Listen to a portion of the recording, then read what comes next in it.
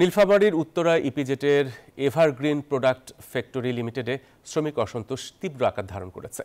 অবৈধভাবে ছাঁটাই, বেতন বকেয়া, নামাজের সময় না দেওয়া সহ বিভিন্ন দাবিতে আন্দোলনে নামেন শ্রমিকরা। 3 দিনের উত্তেজনার পর মঙ্গলবার সকালে তার রূপ নেয় সহিংসতায়।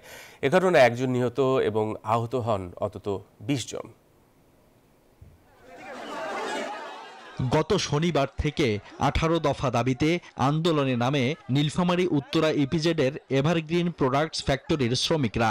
শ্রমিক ছাঁটাই বন্ধ, বকেয়া বেতন পরিশোধ এবং কাজের পরিবেশ উন্নত করার দাবি তাদের। দাবি না মেনে উল্টো অনির্দিষ্টকালের জন্য ফ্যাক্টরি বন্ধ ঘোষণা করে কর্তৃপক্ষ। এতে উত্তেজনা বাড়তে থাকে। মঙ্গলবার সকাল 6টা থেকে আবারও বিক্ষোভে নামেন শ্রমিকরা। শুরু হয় ধাওয়া পাল্টা ধাওয়া। সংঘর্ষের এক পর্যায়ে আবির হোসেন নামের এক শ্রমিক নিহত হন।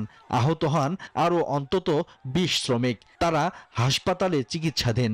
আজকে আমাদের শ্রমিক ভাই নিহত হলো কেন এবং এটার আমরা ন্যায্য একটি বিচার চাই, যাতে করে যেন আমাদের শ্রমিক ভাইরা, আমরা দিন শেষে সেই রাত শেষে আমরা সেই কোম্পানিতে পরিশ্রম করতেছি, আজকে আমাদের এই শ্রমিক ভাইরাই নিহত হয়ে যাচ্ছে। শ্রমিকদের অভিযোগ, বেবজা কর্তৃপক্ষের গাফিলতির কারণেই এ পরিস্থিতির সৃষ্টি হয়েছে। 20 তারিখে স্যালারি জমা হয়, 1 তারিখে স্যালারি দেওয়া হয়, 2 মাসের বেতন আটক করা আছে, স্যালারি দেয় নাই। এবং এভারগ্রিনের লোক সংখ্যা গেটে আসি দাঁড়াইছে, বাইরে আছে, লোক ঢুকতেছে, বাইরে হচ্ছে। ব্যবসা গেট বন্ধ করে দিয়া সেনাবাহিনী অনেক মোতায়েন হয়েছে। হত্যাকাণ্ডের ঘটনার পর ইপিজেড এলাকায় বিক্ষোভ করেন শ্রমিকরা।